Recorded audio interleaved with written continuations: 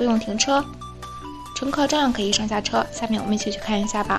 近年来，我国高铁技术不断研发，现如今已经跻身于拥有先进高铁技术的国家行列，科技实力我们共睹。而我国高铁也不负众望，实现了350公里每小时，速度已经非常快，乘坐高铁的人也越来越多。为了方便人们出行，高铁在一些中小城市也有建立。而最近就有消息称，我国的高铁又有了新的突破。